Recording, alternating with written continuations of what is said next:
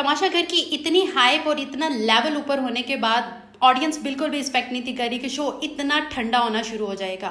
Makers के दिमाग में पता नहीं क्या चल रहा था, या मेकर्स इतनी ज़्यादा एक्सपेक्ट नहीं थे कर रहे कि ऑडियंस इतना अच्छा टर्न आउट देगी। जब शो इस मुकाम पे खड़ा था कि जब घर दो हिस्सों में डिवाइड हो गया था और एक ग्रुप वो था जो कि बहुत पॉजिटिव वाइब्स दे रहा था और लोग उन्हें लाइक कर रहे थे, और दूसरा ग्रुप वो था जो कम्प्लीटली ईवल और जिसे कहते हैं विची ग्रुप बन चुका था, जो कि हर तरीके की नेगेटिविटी की वाइब्स आपको वहाँ से मिल रही थी। उस ग्रुप और इस ग्रुप के बिटवीन एक ज़बरदस्त एक फाइट चल रही थी और यकीन माने कि शो अपने पीक लेवल पर पहुंच गया था। लेकिन मेकर्स को लगा कि जो उनके फेवरेट हैं उनका इमेज बहुत गंदा बाहर जा रहा है। फैज़ान, जुनैद एंड अरूबा को बहुत ज़्यादा नेगेटिविटी बाहर से मिल रही थी। इस सबको बचाने के लिए इन्होंने लोगों के जो उनसे कमेंट्स थे, जो वीडियो फॉर्म में कमेंट्स थे, वो दिखाए, जिनसे इनको समझ आया कि भाई हमारा इमेज वाकई में बाहर बहुत ख़राब हो रहा है। लेकिन फिर भी इनकी फैमिली के कुछ मेंबर्स को बार बार भेजा गया उनको मोटिवेट करवाने के लिए, समझाने के लिए, डायरेक्ट और इनडायरेक्ट जैसे भी उन्होंने उनको समझाया। उसके बाद एकदम शो ऐसा ठंडा कि बस ऐसे लग रहा था कि पता नहीं आप क्या देख रहे हो। कोई करारा नहीं, कोई मज़ा नहीं, कोई चटपटा कुछ भी नहीं रहा। और तमाशा शो इस पॉइंट पे बिल्कुल आके ठंडा हो गया। इनकी एपिसोड्स इतनी फजूल चलने लगी थी। मुझे ऐसा लगता है कि अगर ये उस हाइप को क्रिएट करते तो हम बिग बॉस जैसे इतने बड़े शो को भी बीट कर सकते थे, क्योंकि वहाँ पे भी इतना मसाला नहीं है जितना हमने क्रिएट किया हुआ था।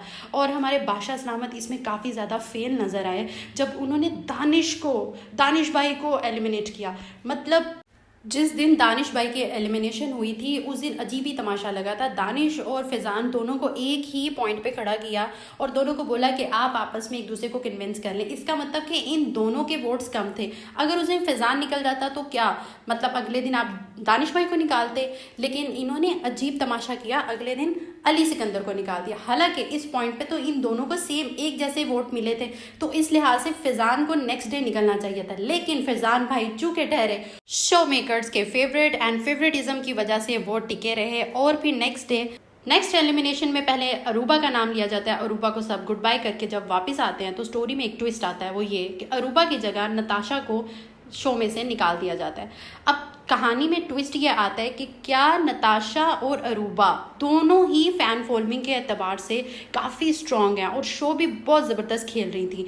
लेकिन पॉइंट ये है कि क्या नताशा के इतने ही कम वोट थे कि नेहा ने उससे ज़्यादा वोट ले लिए। मतलब नेहा की तो फ़ैन फॉलोइंग भी इतनी नहीं, और नेहा खुद भी श्योर थी कि मैं निकलूँगी। ये कैसे हो गया? मतलब नताशा की इतनी फ़ैन फॉलोइंग होने के बावजूद नताशा को निकाला गया।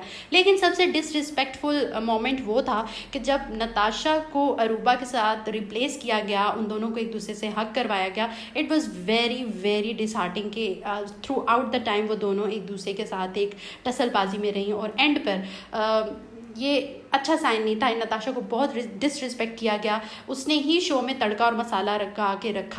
टीआरपी के लिए आपने नताशा को, दानिश को एंटरटेनमेंट के लिए रखा, लेकिन जिताना तो आपने उसी को है ना जो आपका फेवरेट है। लेकिन I feel so sorry for Natasha plus Danish कि इन लोगों ने शो में एक जान रखी। जिस दिन से ये लोग गए हैं शो बिल्कुल बेकार और ठंडा चल रहा है। इन शॉर्ट ये कि ये शो बिल्कुल भी वोट्स के अकॉर्डिंग नहीं चल रहा है, ये मेकर्स की अपनी मर्जी के अकॉर्डिंग चल रहा है। और जो लेटेस्ट एक पिक्चर हमारे सामने आई है जिनमें अरूबा को विनर बना दिया गया, अब पता नहीं वो विनर है कि नहीं है। As a viewer it was my personal observation about the show. आप बताएं आपको ये शो कैसा लगा, ज़रूर कमेंट करें। सब्सक्राइब मी, लाइक मी। अल्लाह हाफिज़।